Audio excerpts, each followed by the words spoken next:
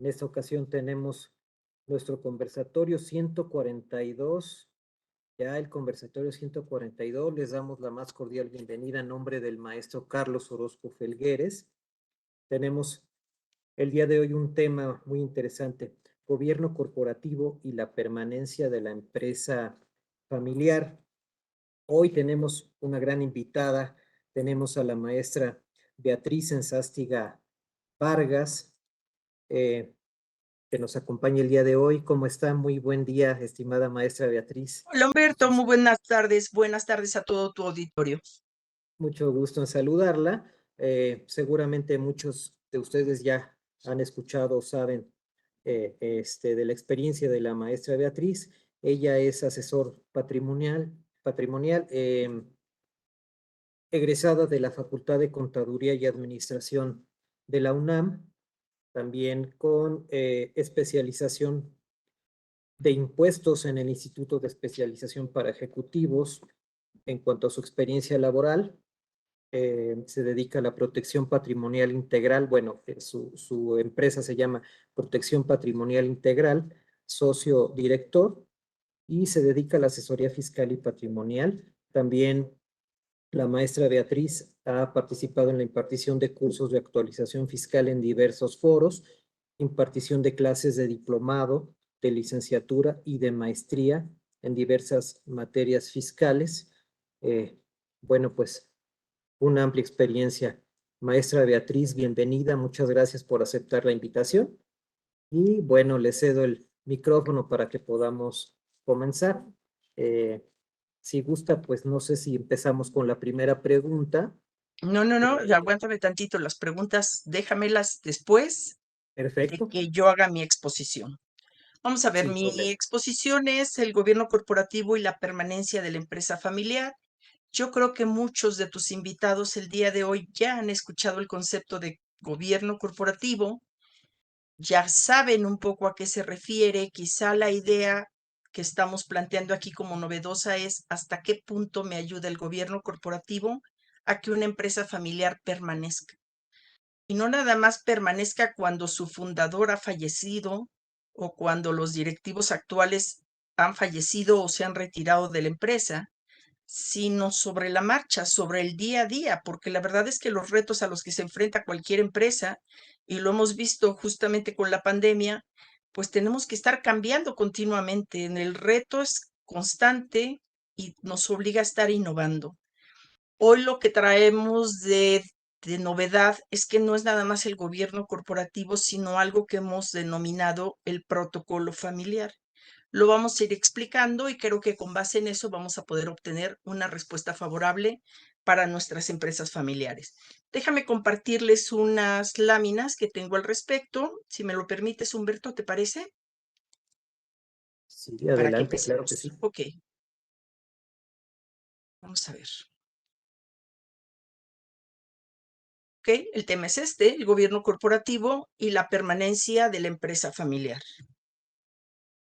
Prácticamente, ¿qué nos obliga a la empresa a cambiar? Pues nos obliga a la preocupación que nos han planteado los dueños de las empresas, en este caso muchos de sus fundadores, para ver qué vamos a hacer con ese patrimonio para que subsista, para que se pueda heredar a los hijos o a los nietos. Y esto nos hace pensar en dos acciones principales. Primero, fortalecer a la empresa familiar incorporando el gobierno corporativo, y después, desde luego, asegurar la permanencia de la empresa familiar. Vamos a empezar con el gobierno corporativo. ¿Qué es el gobierno corporativo? Bueno, pues el gobierno corporativo es un marco de normas y prácticas que se refieren a cómo voy a estructurar el proceso de las empresas, cómo voy a estar señalando diferentes procesos para la toma de decisiones, en la cual un consejo de administración asegura, desde luego, que se rindan cuentas adecuadamente, asegura que se traten equitativamente a todos los socios y asegura también, desde luego, una total transparencia en la relación con todas las partes relacionadas en la empresa. Desde luego, la junta directiva, los accionistas, pero también los clientes, los empleados, el gobierno. Recordemos ese socio que tenemos en las utilidades para el pago de los impuestos y la comunidad en general. Esto nos hace pensar muchas veces que existe la visión muy limitada de que el gobierno corporativo es nada más un consejo de administración apoyado por diferentes comités. Y pues sí, sí lo es, pero saben que ellos solos no pueden generar una estructura eficiente, como tampoco puede hacerlo un solo consejo de administración. Entonces necesitamos como hacer diferentes procesos para poder llevar a cabo esta situación. Digamos que si yo veo cómo evoluciona la empresa familiar, pues yo la puedo ver desde que nace. El dueño toma decisiones únicamente él, a veces consulta, a veces no, pero generalmente esa es su forma de actuar. Cuando va creciendo, empezamos medio a separar actividades. Hablamos ya de una estructura piramidal, ya tenemos a un director general y quizá empezamos a separar las actividades. Pues esto de ventas, de operaciones, de finanzas, recursos humanos, producción, etcétera, dependiendo cómo vaya creciendo la empresa. Pero a lo que nosotros queremos llegar es a institucionalizar la empresa. Por eso hablamos de un gobierno corporativo en la cual partamos de esa asamblea de accionistas, tengamos un consejo de administración y diferentes comités que ayudan, que le llegan información y que aseguran esa independencia, un director general, a su vez subdirectores de ventas, de operaciones, financiero, etcétera, y plasmar todo eso en ese manual de gobierno corporativo. Esto nos permite emigrar de la administración y visión única que tenía ese dueño a unas decisiones colegiadas y visión global.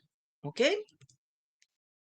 Prácticamente entonces hablamos de que nuestro gobierno corporativo es un sistema de pesos y contrapesos, de reglas y de controles, con lo cual nosotros empezamos a guiar y a controlar la autoridad y la responsabilidad de las empresas, siempre tomando en cuenta esos terceros interesados. Ya no es nada más la empresa por sí misma, sino que hoy tengo que abrirme a más situaciones. ¿Quiénes son esas partes interesadas? Pues miren, aquí los tenemos señalados.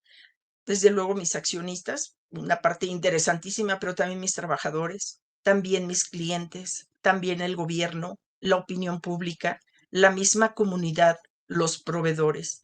Todos ellos forman mis partes interesadas y hoy mi gobierno corporativo los tiene que estar considerando también para cualquier toma de decisiones.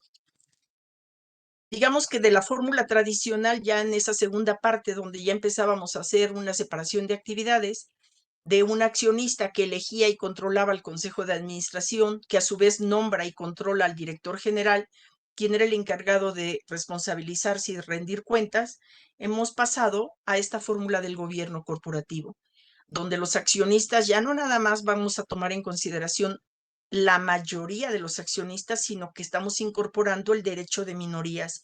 Y aquí me estoy refiriendo a todas las cuestiones relativas a la Ley General de Sociedades Mercantiles que ya me obligan a esta parte. Ellos eligen y controlan a un consejo de administración en el cual también hay consejeros de minorías, estoy acreditando ese interés, y también desde luego los comités de apoyo, los vamos a ver más adelante.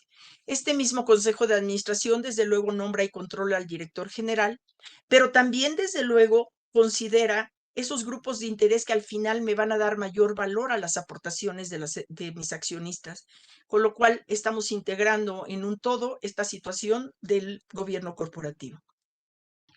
¿Cuáles son las principales funciones del gobierno corporativo? Pues desde luego regular las relaciones entre accionistas, consejeros y directivos, definir y separar los roles estratégicos, operativos, de vigilancia y de control. Recordemos que antes solamente los tiene o el dueño o el fundador de la empresa, y hoy tratamos de ir separando los roles, establecer funciones y responsabilidades claras entre los distintos cuerpos de gobierno y los funcionarios para que no haya nada de que quien debe ejecutar quiera también ser el que tome la decisión. Entonces debemos tener bien claras nuestras posiciones. Con esto vamos a asegurar la gestión empresarial sin importar quién detente la propiedad o el control de la firma, porque finalmente lo que estamos haciendo es cuidar sus intereses, pero ordenadamente. Y esto nos va a permitir garantizar la transparencia, la responsabilidad social que toda empresa debe cumplir, la equidad para el trato con todos mis accionistas sobre todo, y también para mis consejeros, y la rendición de cuentas. En este sentido, entonces, ¿qué debemos considerar para la toma de decisiones del gobierno corporativo? Pues primero debemos saber cómo se forma la empresa, quién la dirige, cómo se controla la sociedad actualmente para ver qué es lo que tenemos que ir cambiando. Necesitamos también en ese gobierno corporativo reflejar las relaciones de poder entre los diferentes accionistas, los directores, la gerencia y los grupos terceros interesados, que ya lo vimos anteriormente. Necesitamos saber también, por supuesto, los estándares mínimos empresariales que tiene la empresa. En este sentido, deberá tener estándares en materia laboral, de seguridad, de calidad, de confidencialidad. ¿Cómo es el estándar mínimo que está adoptando la sociedad para efecto de considerarlo para nuestro gobierno corporativo? Y también, desde luego, nuestro propósito es tener una administración honrada, reconocer el derecho de todos los accionistas, mayoría o minoría, definir la responsabilidad real de cada uno de los directores o del director, asegurar que la información esté fluyendo y reconocer las relaciones con los otros grupos de interés. Por eso nosotros decimos que en esta situación debemos señalar que la labor del Consejo de Administración es definir la visión estratégica, vigilar la operación y aprobar la gestión empresarial, en tanto que la labor del director general va a ser gestionar, conducir y ejecutar los negocios. Aquí es donde estábamos, justamente lo que estábamos comentando hace un momento.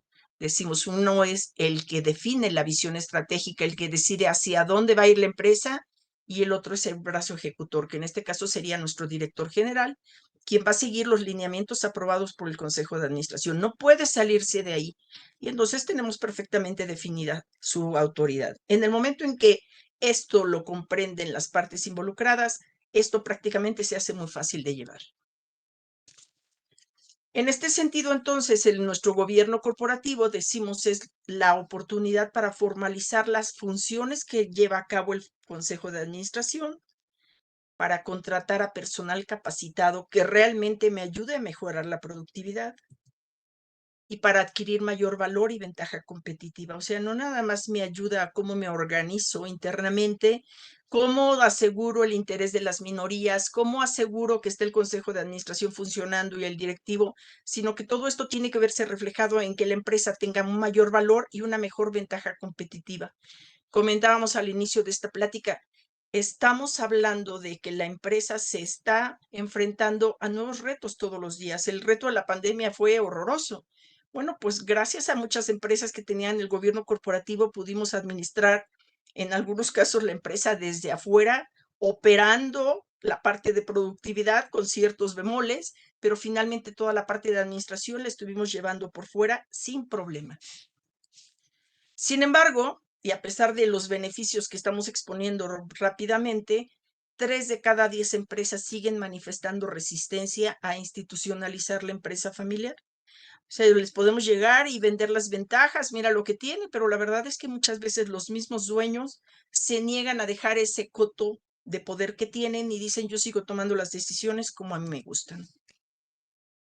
Cuando hablamos de cómo implementar el gobierno corporativo en una empresa, pues desde luego lo primero es una asamblea de accionistas, venderle esta situación a los accionistas para efecto de que ellos adquieran ese compromiso, aceptando que se institucionalice la empresa y en la cual generalmente nombramos a un responsable que va a ser el encargado de llevar a cabo esta implementación del gobierno corporativo o si ya lo tienen, para mejorarlo. Desde luego también tendremos que ver el consejo de administración. Vamos a quitar la posibilidad de que haya administrador único, solamente vamos a hablar del consejo de administración. Esa regla que Carlos daba mucho tiempo y don Carlos también de nombrar a la suegra como administradora única, para el gobierno corporativo esto no funciona. ¿De acuerdo? Aquí hablamos de un consejo de administración en la cual vamos a definir con mucho cuidado qué tipo de consejeros son los idóneos para considerarlo. Vamos a considerar también un protocolo familiar. Lo vamos a ver más adelante, pero el protocolo familiar es una estrategia, una herramienta maravillosa que me va a permitir hacer una buena sucesión y un buen relevo generacional. ¿Okay?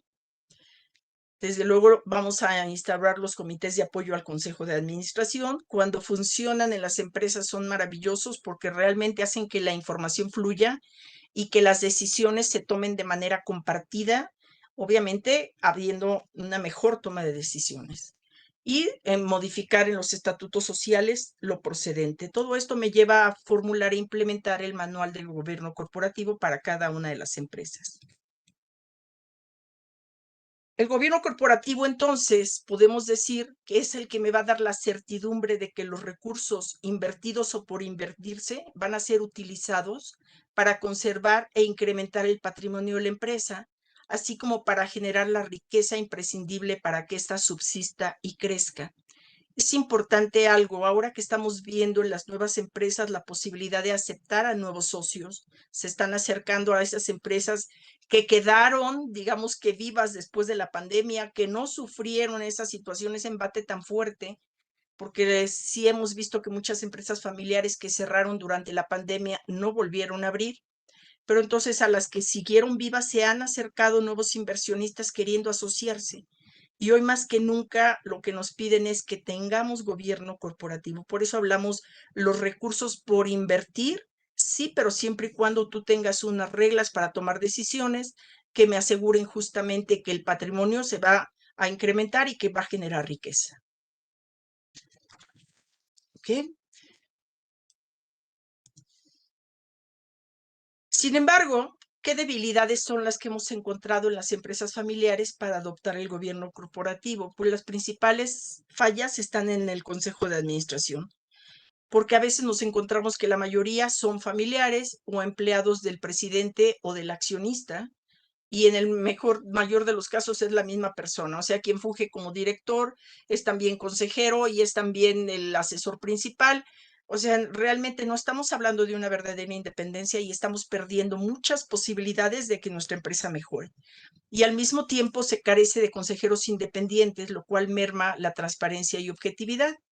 Como que me dicen los empresarios, a ver, yo quiero que todo quede en familia, sí, pero a la hora de cerrarnos a la familia, la verdad es que estamos perdiendo posibilidad de que alguien venga y me asesore y me diga en esta parte estás mal, podemos mejorar de esta manera. Y la selección de auditores, que tampoco lo hacemos de manera transparente. Muchas veces quien decide el despacho de auditores que vamos a contratar es el director general, y generalmente cuando al director le presentan la lista de observaciones, la guarda en su escritorio y jamás la presenta ni al consejo de administración ni jamás la presenta a los accionistas. Entonces también tenemos que ir haciendo que ese órgano de vigilancia, que puede ser nuestros mismos auditores, pues que realmente estén haciendo una labor conjunta para todos nosotros. Como decimos, el gobierno corporativo requiere de un consejo de administración que, como un órgano rector, realmente defina la estrategia de la empresa, pero solo no puede, necesita dos brazos. Primero, el brazo ejecutor, que es el director general, y obviamente sus principales colaboradores en áreas operativas de producción, de finanzas, recursos humanos, etcétera, ¿no? Pero el otro es el brazo consultor, que son los comités especiales, los cuales se deben crear en función de las necesidades específicas de cada empresa. Cuando funcionan estos comités especiales, realmente se nota la diferencia en las empresas. Los comités de apoyo más comunes, pues son el comité de auditoría, que se tiene una importancia vital en las empresas, un comité de evaluación y remuneración, un comité de finanzas y planeación, el comité de tecnología e innovación si la empresa así lo requiere, y un comité de prácticas societarias. Suenan muchos comités dependiendo del tamaño de la empresa. Yo he visto empresas en las que funcionan los 5, pero estoy hablando de empresas tipo Tecnológico de Monterrey, por ejemplo, Cementos Zapasco, pero son empresas grandes. Pero en unas empresas pequeñas lo que podemos hacer es ir haciendo comités más pequeños y lo podemos ir manejando. Por ejemplo, yo les decía que el comité de auditoría era vital para una empresa, porque no nada más me determina quiénes son los auditores externos de la empresa, sino también es nuestro canal de comunicación con esos auditores externos, revisa el programa de trabajo, cartas de observaciones y sobre todo los reportes de auditoría interna y externa, porque me ayudan a ver lo que estamos haciendo mal para poderlo solucionar.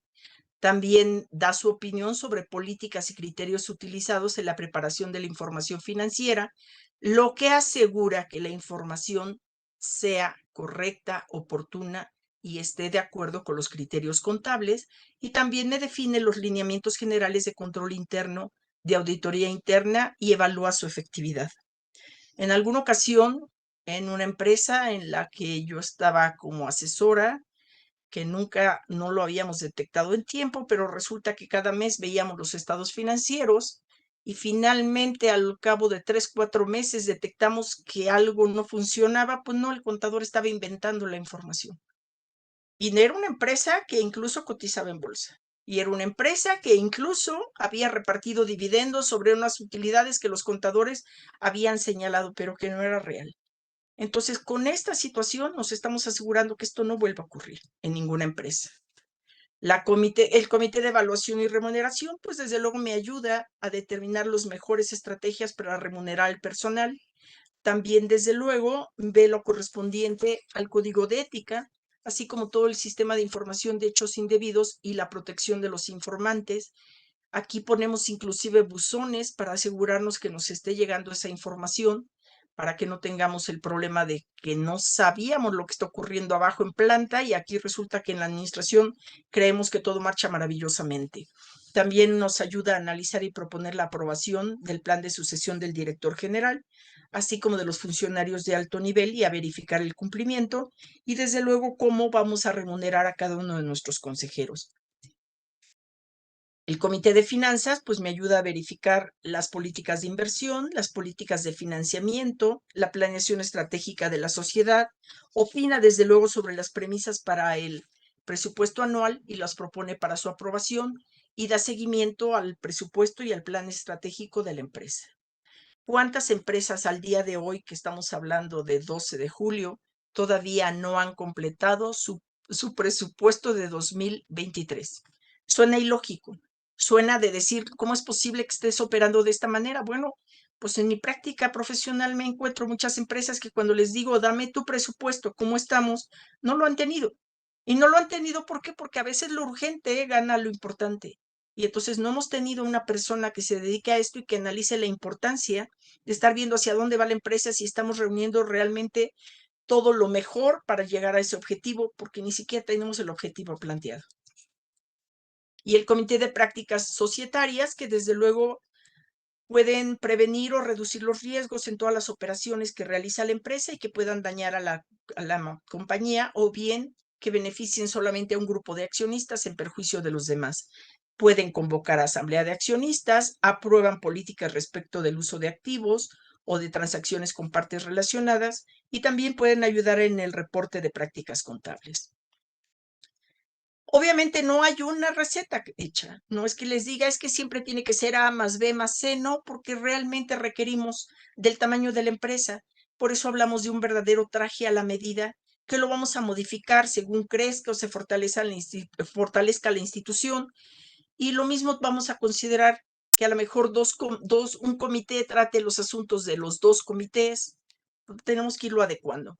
Lo que sí es muy importante es considerar que debemos tener 3 tipos de consejeros en el consejo de administración. Los consejeros patrimoniales, los consejeros relacionados y los consejeros independientes. Vamos a checarlo. Los patrimoniales, desde luego, son los dueños. Su participación es muy valorada porque ellos saben lo que está viviendo la empresa. Muchas veces me platican y me dicen, es que yo lo hacía de esta manera y hoy lo estamos haciendo así, pero ellos son los que conocen la empresa, ellos son los que le están viviendo todos los días, son los que bajan a sus máquinas, a sus fierros y me están checando cómo lo están. Son valiosísimos, pero no necesariamente los hacen los mejores para tomar una decisión. Los otros son los consejeros relacionados, son los que administran, conocen lo que está pasando en la empresa, pero a veces su decisión está muy sesgada, porque muchas veces tratan de proteger su propio interés. Es decir, si yo hago así, a lo mejor el de finanzas va a destacar más que yo y mejor digo que no. O si hago esto, el de ventas le va a ir mejor y yo no quiero. Y entonces no es lo mejorcito que ellos tomen decisiones. Sí, desde luego participan, tienen voz, los invitamos a las reuniones, pero no necesariamente les damos voto. Nos ayudan mucho para tomar decisiones, pero no necesariamente toman un voto. Y los otros son los consejeros independientes, que hacen especialmente funciones de decisiones, de vigilancia y también de control. Es importante, desde luego, contar con estos consejeros independientes porque ellos me van a ayudar a que las decisiones se tomen adecuadamente. A la hora que no están cuidando sus propios intereses, no es su dinero el que está de por medio, pero sí es su prestigio, nos ayudan mucho en la empresa. Yo les había comentado que el gobierno corporativo es un sistema de pesos y contrapesos, es poner todo en la balanza. Y en esa balanza, desde luego, es el peso del poder que tenía un solo dueño con el contrapeso del control. Vamos a analizarlo en diferentes situaciones para que veamos cómo nos quedan. Por ejemplo, en el peso del poder, pues la mayoría de los accionistas aprueba los estatutos sociales. Pero ya cuando hablamos del contrapeso de control, ya los accionistas establecen derecho para los accionistas minoritarios y con base en eso ya se deciden los estatutos sociales. En el peso del poder, los accionistas nombran a todos los consejeros, quienes están a cargo de la función de planear y controlar la empresa. Pero del otro lado, ya tenemos consejeros independientes que actúan como contrapeso de los consejeros patrimoniales o de los relacionados, ya que todos deben velar por los intereses de los accionistas. En el peso del poder, el consejo nombra a los miembros de los comités que auxilian al mismo consejo, incluso participa el consejo de familia, pero aquí la verdad es que le dejamos la participación a la asamblea de accionistas, quien nombra a los presidentes de todos los comités, pero ya está considerado ahí el interés de las minorías. En ese peso de poder antes, el Consejo de Administración tenía siempre las facultades para convocar a la Asamblea de Accionistas y hoy vemos que también los comités de auditoría o de prácticas societarias pueden convocar a la Asamblea, con lo cual les damos un poquito más de independencia y nos permite de verdad que la información fluya adecuadamente, que el Consejo de Administración no nos esconda información para los accionistas. En este caso, el Consejo de Administración, en el peso del poder, nombra al director general, quien va a llevar a cabo la función operativa, pero aquí ya dejamos que el comité de auditoría realmente esté evaluando a los funcionarios que van a poder considerarse para director general, examina sus funciones y desde luego informa al Consejo de los resultados de su evaluación. Ya no es que es mi amigo y lo voy a considerar como el director general, no, viene aquí un comité de auditoría y va a evaluar al candidato y sobre eso vamos a determinar quién es el idóneo para ocupar el puesto. En este caso, el Consejo de Administración nombra al director, pero también el Comité de Prácticas Societarias da su opinión al respecto. Y obviamente también le vamos a dar posibilidad de que lo pueda destituir si acaso no ha cumplido adecuadamente con lo que se le había encomendado. En el peso del poder, el presidente del consejo tiene las facultades para convocar a sesionar al consejo, pero también le estamos dejando en el contrapeso esas facultades al comité de auditoría y al de prácticas societarias para convocar a sesiones de consejo de administración. Los funcionarios relevantes, en el caso del peso del poder, izquierda, reportan al director general directamente, pero en el otro caso, no, el comité de auditoría, de alguna manera, trata con los funcionarios relevantes respecto del cumplimiento de políticas, lineamientos y demás normatividad emitida por el Consejo de Administración e informa el resultado al director general. En muchas ocasiones, el director no nos deja llegar a sus ejecutivos y casi si les estamos preguntando, los voltean a ver primero como para que, ojo con lo que vas a contestar porque no me vayas a perjudicar a mí. Y en el momento en que decimos, a ver, director, hazte a un lado, déjame a mí hablar con estos funcionarios especiales y vamos determinando cómo estamos operando y esto se hace mucho más transparente y realmente salen y afloran muchos problemas para darle solución oportuna. En el peso del poder, el auditor interno directamente estaba reportando al director general y hoy ya no, hoy va a reportar al comité de auditoría quien me evalúa el cumplimiento de sus funciones. Todo estas implementación de gobierno corporativo en una empresa nos permite llegar a las siguientes conclusiones, que la verdad les pido disculpas a nuestros oyentes, porque nuestras conclusiones están hechas un poquito a la manera de Carlos Orozco. Yo sé que a él le gustan los chistes y los chascarrillos, entonces yo me permití poner un chascarrillo y de ahí vamos a estar considerando cada conclusión. Primero, Miren, un hombre se va a dar una ducha en el momento en que su esposa está terminando de bañarse.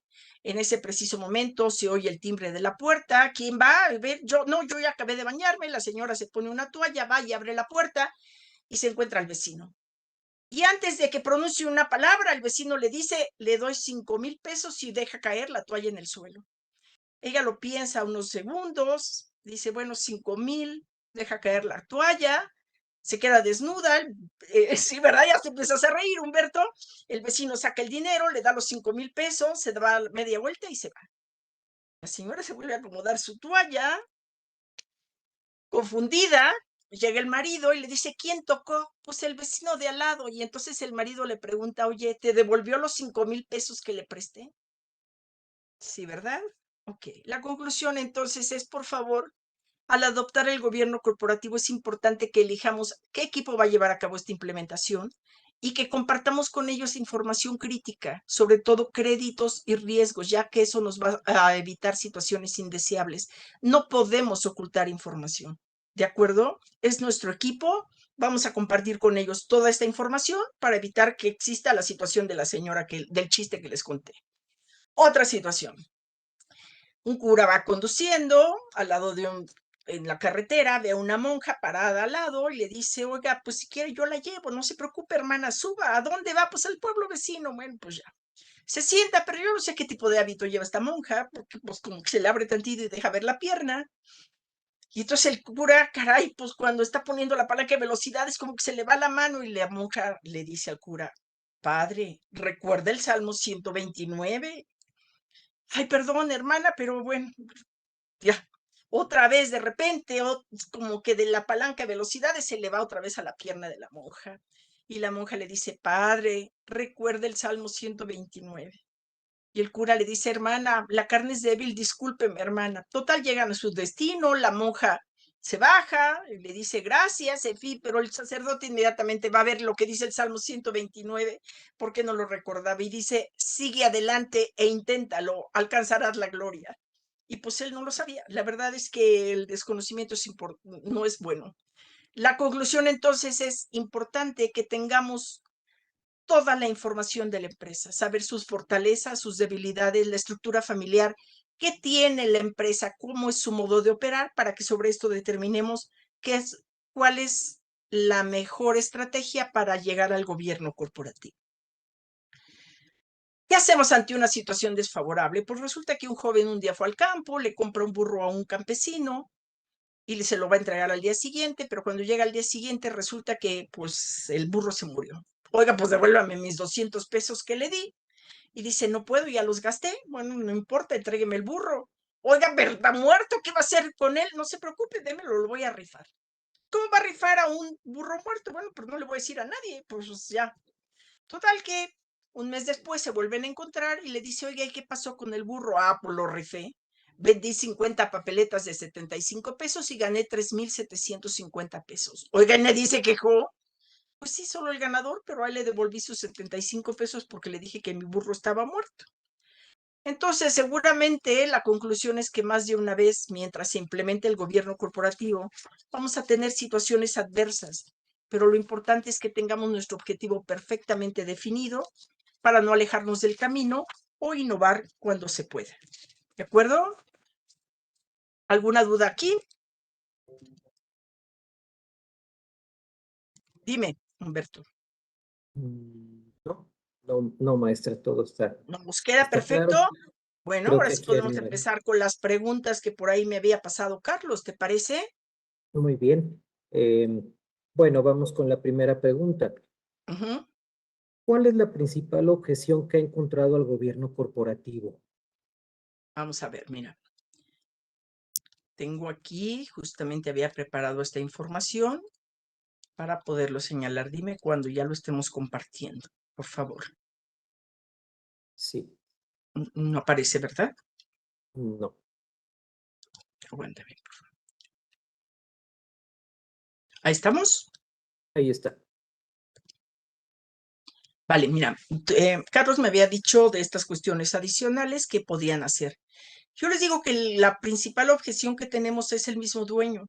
Como lo comentamos en la plática, 3 de cada 10 empresas tienen resistencia a institucionalizar la empresa familiar. Y la principal objeción la manifiesta el fundador, que él preferiría seguir actuando como veníamos anteriormente. O sea, si yo lo puedo poner en una gráfica, es esta. Él es el dueño y, perdón la expresión, él caga a todos los demás. Eso es lo que les gusta. Entonces aquí tenemos que luchar contra esa situación. Al dueño le gusta tomar decisiones, pero en la medida en que lo vamos haciendo partícipe de lo que vamos ganando con el gobierno corporativo, nos va funcionando esta parte. ¿De acuerdo? Okay. Otra pregunta que planteó es que hacemos un traje a la medida para hacer el gobierno corporativo. Y yo les digo que cómo lo hacemos. Pues lo primero que hacemos es plantear un cuestionario que emitió el Consejo Coordinador Empresarial que me permite saber cómo están llevando a cabo las actividades las empresas. Y entonces hacemos una serie de preguntas, o muchas preguntas, pero decimos, oye, ¿cómo se determina y fluye la información que examina la Asamblea de Accionistas? ¿Cómo se determina la información que fluye entre el Consejo de Administración y los accionistas? ¿Cómo cumple el Consejo de Administración estas funciones? Por ejemplo, ¿cómo se protege el interés de todos los accionistas? ¿Cómo hacen para crear mayor valor económico y social para los accionistas? ¿Y cómo hacer para que la empresa permanezca? Porque es algo que el Consejo de Administración debería planteárselo como su finalidad principal, pero a veces ni siquiera lo tienen en el radar. ¿Cómo consideran a los terceros interesados para tomar decisiones? ¿Cómo cuidan la información que se emite y que revela la empresa? ¿Cómo promueven que la sociedad emita y cumpla realmente sus códigos de ética y promueva la revelación de actos indebidos?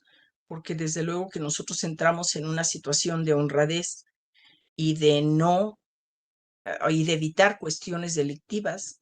¿Cómo se integra el Consejo de Administración? Y a veces les llegamos a preguntar, oye, ¿aceptas integrantes femeninos o hay resistencia a esa parte? Aquí les voy a comentar algo. En alguna ocasión estaba yo asesorando a una empresa japonesa y desde luego que nos dieron felicitaciones por cómo les habíamos hecho un proceso de fusión y después de decisión a las 2 de la mañana para poder entrar en un horario accesible en Japón. Pero cuando hacían sus sesiones de consejo, a mí me ponían en una oficinita adicional. Salía el secretario y me preguntaba cosas, yo le contestaba y él le entraba con la respuesta, porque yo era mujer y no podía entrar. Empresas japonesas. Que no, porque pues somos mal vistas, ¿por qué le hacemos? Entonces, pues así, como yo lo pregunto, entonces sobre eso vamos operando. ¿Cómo cumple el Consejo de Administración las funciones de auditoría, de evaluación y compensación de finanzas o de prácticas societarias? Lo vimos hace rato, cuáles eran los puntos principales que tomaba cada uno de nuestros comités. Bueno, yo quiero saber en la empresa qué están haciendo. ¿Saben los consejeros las responsabilidades que tienen? De que tienen que informar cuando se deben abstener de tomar alguna decisión porque tienen algún interés, cuando la decisión que van a tomar está sesgada por alguna situación, lo tienen que incorporar, y qué organismos intermedios sí tenemos que auxilien al Consejo. En la medida en que yo estoy preguntando todo esto, me va permitiendo saber qué tipo de organizaciones y con base en eso vamos determinando el gobierno corporativo que vamos a adecuar en la empresa. ¿Ok? Otra pregunta que me decía Carlos es, oye, ¿es suficiente el gobierno corporativo para que permanezca la empresa familiar? No. Y no, porque lo hemos visto que la empresa familiar puede ser muy incómoda, puede ser, puede traer mucha problemática, porque no es nada más que tratemos con el hijo, que es el director de ventas, o con el otro hijo, que es el director de producción, sino que atrás puede haber un conflicto familiar que en el momento más inoportuno pueda salir a la luz y ponga en jaque todo mi gobierno corporativo. Entonces, lo que hemos hecho es que necesitamos algo que se llama protocolo familiar, y vamos resolviendo ahí ese tipo de conflictos, y de esa manera me va ayudando a que mi gobierno corporativo en la empresa familiar realmente me ayuden a que permanezca la empresa, a que se fortalezca y a que genere mayores dividendos y mayores utilidades para sus accionistas. Entonces, aquí viene justamente el hecho, el protocolo familiar, pues cómo trabajamos con él. pues es un instrumento para solucionar y prevenir problemas, sin olvidar que la continuidad de una empresa no nada más depende de lo económicamente hablando o del éxito económico, sino de la capacidad que tengan los titulares de establecer relaciones familiares en el ámbito empresarial. Aquí es un poquito como en los testamentos. Cuando yo me reúno con el que está haciendo el testamento, yo les pido que después de hacer un primero, segundo o tercer proyecto, pues que invitemos a los hijos, solo a los hijos, no a los yernos, no a las nueras, para que ellos conozcan esta situación y entonces con base en eso podamos ir limando cualquier aspereza que se presente. Igual va a pasar aquí en esta situación, porque desafortunadamente tal vez el yerno no quiera al hermano o la nuera tenga envidia de la hija, y entonces todo esto lo tenemos que ir resolviendo a través de un protocolo familiar, ¿ok? Si me permites, también traigo algunas situaciones especiales que estuvimos determinando en alguna empresa y que las ponemos ahí por si acaso podía presentarse. Yo veía que sí se presentaba, pero las pusimos como vamos a prevenir situaciones y no vaya a ser que el día de mañana tengamos problemas, ¿de acuerdo? Por ejemplo, algo que hemos visto es que a veces que muere el dueño de manera casi intempestiva, pues no generó una adecuada sucesión en la empresa. Entonces, todos los hijos se creen con derecho a tener un puesto dentro de la empresa, desde luego un puesto directivo, porque pues, no van a entrar como ayudantes, y entonces automáticamente empezamos a ver divisiones de toma de pareceres. Hay el directivo que es como más hacia adelante, más tomar decisiones, y hay otro que es el más reflexivo, y es el que hasta a veces, hasta por tardar en tomar decisiones, nos complica la marcha de la empresa. Pero todo esto lo debiéramos haber solucionado antes que la persona muera. Por eso decimos que el protocolo familiar realmente sí me puede ayudar a que permanezca la empresa familiar. Me salgo y te doy el otro esquema. No sé si ahí tengas alguna duda, Humberto. No, no, estamos bien, muchas gracias. ¿Vamos bien? Bueno, a ver. Mira.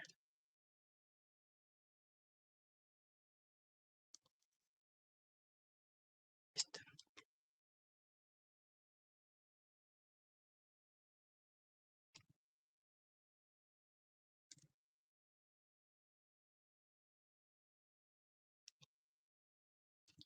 ¿Estoy? Sí, ¿verdad? ¿Lo tienes? Humberto, ¿sí lo estás mirando la pantalla? Sí. Sí, protocolo familiar. Perfecto, muy bien. Entonces, algo que tenemos relacionado con el protocolo familiar es el hecho de que es un documento que firman todos los integrantes de la familia. ¿Para qué? Para decir, vamos a abordar aquí, vamos a resolver los problemas que puedan afectar su continuidad. Y entonces ponemos una serie de cláusulas cuyo alcance se pretenden que obliguen también a todos los sucesores. Si muchas veces hablamos de que vamos a aceptar nuevos inversionistas, lo que queremos es que todo el bloque familiar vote de manera cohesionada, que no haya divisiones, que no haya uno que votó a favor y otro en contra y automáticamente nos quiten la mayoría que ya teníamos, sino que debemos actuar hacia atrás y decir cómo hacemos que el voto familiar sea único y que estos conflictos que podemos tener en la vida diaria familiar no lleguen a contaminar a la empresa. ¿Ok? Por lo tanto, decimos que nuestro protocolo familiar es un instrumento para solucionar y prevenir problemas, porque no nada más dependemos del éxito que tengamos, sino de esa capacidad, ya lo habíamos comentado, que tengan los titulares para establecer relaciones familiares dentro del ámbito empresarial y sin que ésta se vea contaminada. En estos protocolos familiares lo que establecemos son políticas escritas relacionadas con la estructura familiar, el plan sucesorio, normas relativas al empleo de familiares y la participación accionaria, en su caso, de personas que no son familia. ¿Cómo vamos a actuar respecto de ello? Lo que les comentaba, muchas veces se nos han acercado, no les damos la mayoría, pero con eso de que el gobierno corporativo permite que a esos grupos minoritarios de accionistas también les permita nombrar un consejero, también les permitan tener participación activa dentro de la empresa, pues necesitamos, vuelvo a lo mismo, que el bloque familiar sea muy firme para la toma de decisiones. Es decir, para armar el protocolo familiar y evitar que esto me derive en problemas en la empresa. Identificamos conflictos, analizamos los valores familiares que tienen, tratamos de sacar una misión familiar para que la gente tenga bien orientada a decir, estamos persiguiendo este objetivo, hablamos de los planes de sucesión y desde luego todo esto emerge para la estrategia que vamos a seguir empresarial. Por ejemplo, les decimos, la misión del protocolo es mantenernos como una empresa mexicana y consolidar nuestro liderazgo en el mercado. Si todos sabemos que este es nuestro objetivo, tenemos que trabajar para este objetivo. ¿Por qué? Porque esto me va a redundar en beneficio para mí, para mi familia, porque obviamente al tener más utilidades, pues me va a ayudar a mí como accionista. Si además voy a poder contribuir al desarrollo económico y social de la comunidad maravillosamente. Si además esto me va a permitir que el compromiso de todos los colaboradores realmente les pueda ayudar en su crecimiento profesional, estupendo. Si al final todo esto me dice voy a ser una empresa socialmente responsable, maravilloso. Entonces lo que tenemos que hacer es que todos los integrantes de la familia conozcan cuál es el objetivo que estamos persiguiendo. Si yo les logro vender el objetivo, podemos ir trabajando en todo el camino para resolver los conflictos, ¿de acuerdo? Y obviamente todo esto considerado que optimicemos el uso de los recursos de la empresa familiar. Es importante también que pongamos por escrito qué valores son los que están vigentes en la familia. Sí, desde luego, muchos de ellos han trascendido a la empresa, pero principalmente es otra vez volver a sentar a todos los integrantes y decir, a ver, ¿qué es lo que va a permear de nuestra familia? Pues va a haber libertad, sí, va a haber equidad, sí, responsabilidad, respeto, tolerancia, solidaridad, y vamos a ir viendo, y a lo mejor estos son algunos. Y si vamos a criticar, va a ser crítica constructiva, pero tenemos que estar trabajando todos con base en la idea de es nuestro objetivo a perseguir. Si logro que todos los integrantes principales, el dueño y los hijos, sepan cuál es el objetivo y que me planteen cuál es el marco de actuación que son sus valores, podemos seguir trabajando y vamos a llevar a buen término esta situación. La finalidad, desde luego, es que hagamos un ejercicio de reflexión conjunta y sincera para poder obtener soluciones que queden debidamente expresadas y acordadas en el protocolo familiar. Por tanto, es la finalidad de este protocolo el lograr que la familia y el grupo formen un solo bloque cohesionado, unidos sí por lazos de afectividad, de conciencia social y de profesionalidad, pero que las normas realmente estén resolviendo inquietudes o necesidades legítimas de los miembros de la familia. ¿A quiénes se está obligando? Pues desde luego a los firmantes, pero tratamos de que en su momento cada uno de ellos diga, voy a obligar a mis hijos a que también asuman las normas de este protocolo familiar y que cuando cumpla la mayoría de edad también lo suscriban. ¿De acuerdo? Todos los que en su momento son miembros de la familia por adquirir participaciones también tienen que ir considerando las reglas de este protocolo familiar y los firmantes están conformes en considerarlo como un acuerdo que recoge el compromiso de todos ellos sobre aspectos fundamentales que han considerado necesario regular respecto de situaciones que se puedan plantear en el futuro. Digo, no estoy teniendo el problema de que el dueño ya murió, pero el día de mañana que muera, ¿qué vamos a hacer? El día de mañana que muera, ¿quiénes van a entrar a la empresa? ¿Por qué no vamos resolviendo desde ahora que vayan entrando? ¿No? Aquí está esta parte, por ejemplo, de un protocolo familiar que tomé algunos puntos. El punto 25.1 dice que estos miembros se comprometen a presentar y explicar este protocolo y someterlo a la firma de sus descendientes cuando tengan la mayoría de edad. Y entonces hablamos de que esto está contribuyendo a cohesionar a toda la familia con el grupo empresarial familiar.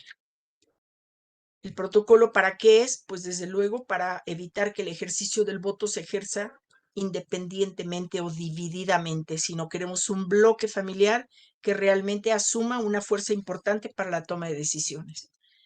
Y entonces, desde luego, los problemas que vamos enumerando, y así se lo decimos a las personas, a lo mejor jamás se van a presentar en la familia, porque a lo mejor son una familia modelo que se llevan maravillosamente bien todos los hermanos y todas las nueras y todos los yernos y todos los nietos, y entre primos no hay conflictos, pero a lo mejor sí los hay. Entonces, mejor empezamos a pensar en los conflictos posibles y cuál va a ser la forma de solucionarlos. Vamos a ver qué conflictos hemos notado. Por ejemplo, los herederos. Pues a veces tenemos herederos que no se involucran en las empresas y que cuando muere el dueño, entonces ya quieren entrar. No, entonces vamos a poner reglas y aquí están los puntos 3.4 y 3.5 y decimos, a ver, ¿quieres que los hijos o nietos en su momento formen parte de la empresa?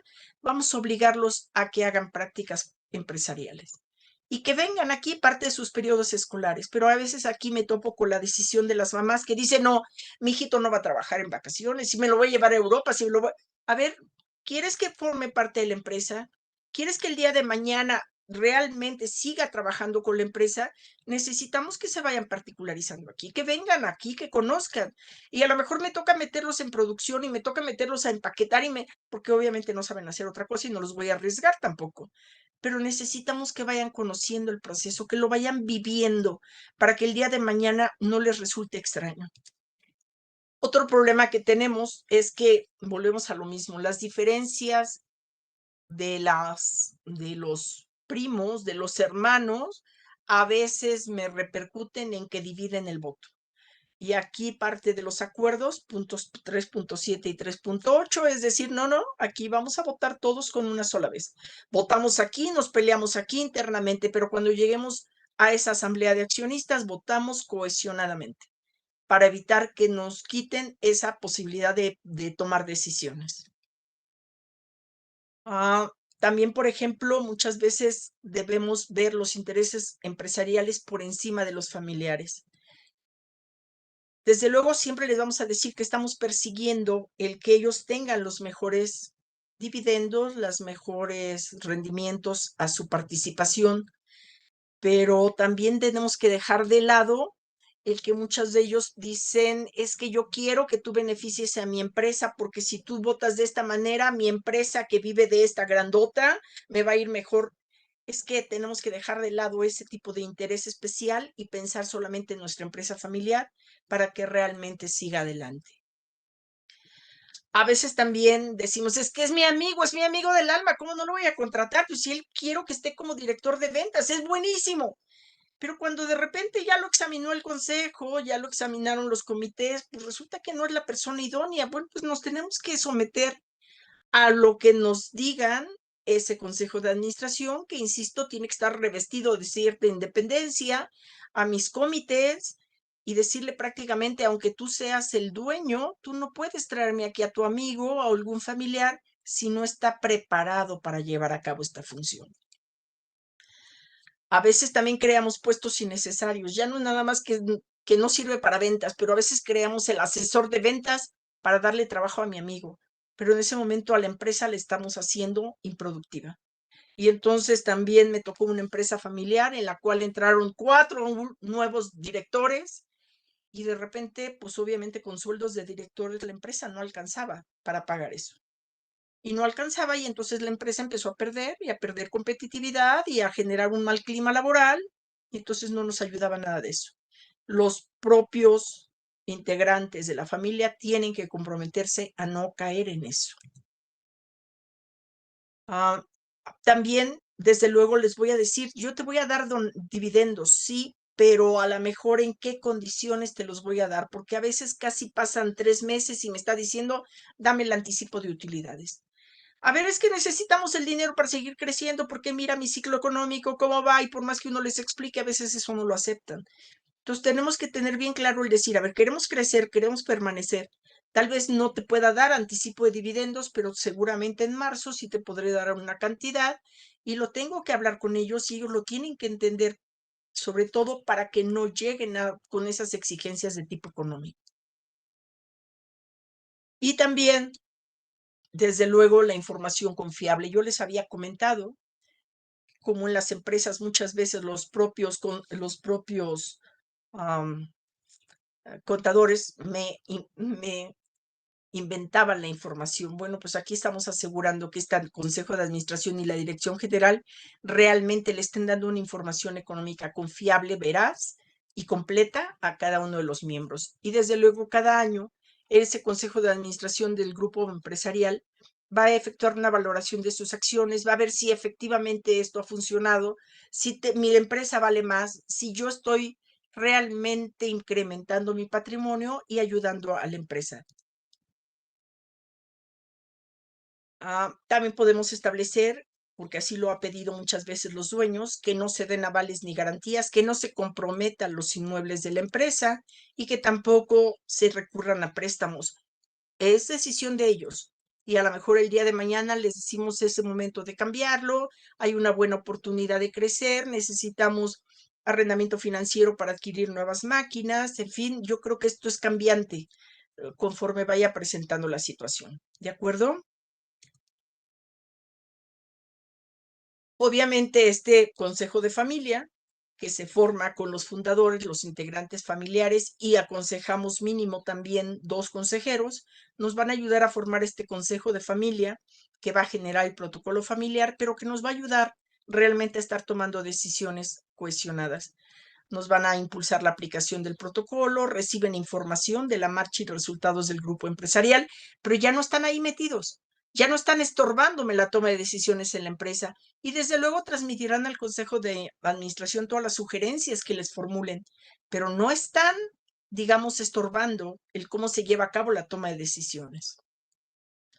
Administran, desde luego, algunas obligaciones de tutela, suponiendo que tuviéramos jóvenes, familiares que se hubieran quedado sin padres, cómo los vamos a estar tutelando, cómo vamos a proponer al Consejo de Administración la realización de prácticas laborales para los hijos o los descendientes, y cómo vamos a proponer al Consejo las personas que formen parte de los comités auxiliares.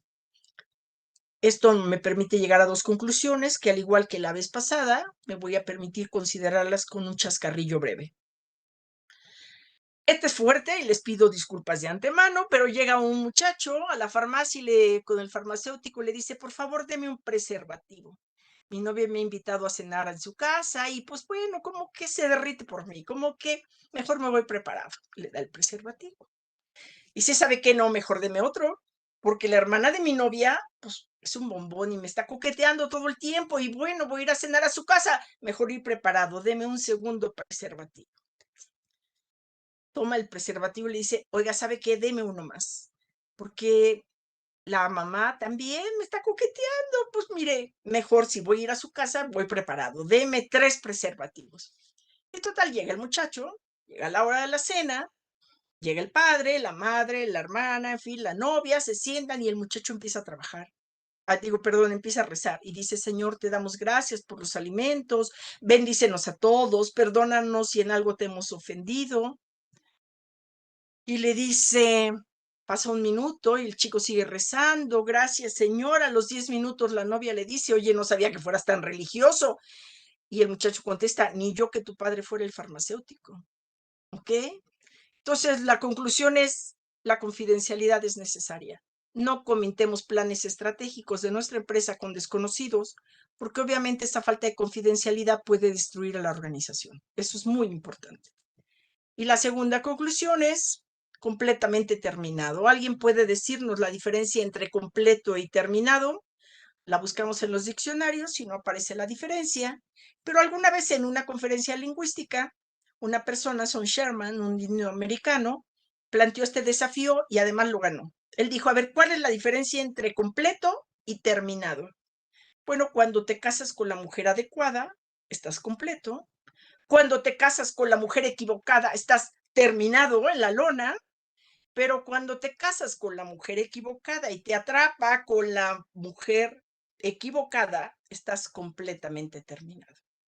Su respuesta, déjenme decirles, recibió una ovación de pie de 5 minutos, porque todos se identificaron con eso. ¿De acuerdo? Ok, la conclusión es que nunca vamos a tener un protocolo familiar único. Siempre va a estar completamente cambiando, siempre habrá partes que no estén completamente terminadas, porque al ser un documento vivo, que lo debemos adecuar todo el tiempo ante nuevas situaciones familiares. Y hasta aquí nuestra plática. Yo espero que haya quedado suficientemente claro el concepto, que se hayan reído con los chascarrillos y que estos nos hayan permitido saber hacia dónde vamos para este concepto de la permanencia de la empresa familiar. Muchísimas gracias, maestra Ajá, Beatriz, ok. por este gran tema, por esta gran cátedra. No nos queda más que agradecerle de parte del maestro Carlos Orozco Felgueres, del Instituto Orfe, de la comunidad Orfe. Tenemos un reconocimiento para usted, lo vamos a poner aquí en pantalla. Con mucho gusto se lo vamos a hacer llegar. A ver, No, no se ve, es virtual, es muy virtual, no se ve. algo pasó, denme un segundito. Es tan virtual que ya no se ve. Es tan virtual que no se ve, pues sí. Bueno, Ok. está bien. Si era la botella de tequila virtual, está perfecta, ¿no? Pues sí. Aquí está, mire. Ok, Beatriz Arástiga Vargas por su espléndida participación ok. en esta sesión 142 de Conversando con Orfe, Ujú. Gobierno Corporativo y la permanencia de la empresa familiar. Muchas gracias, gracias a todos y bueno, no nos queda más que despedirnos, desearles a todos una bonita tarde. Un abrazo, maestra, muchísimas Muchas gracias, gracias. Humberto. Saludos a Carlos. Hasta luego. Saludos a De su todos los parte, participantes. claro que sí, gracias a todos, que tengan bonita tarde. Nos vemos el próximo conversatorio. Hasta luego.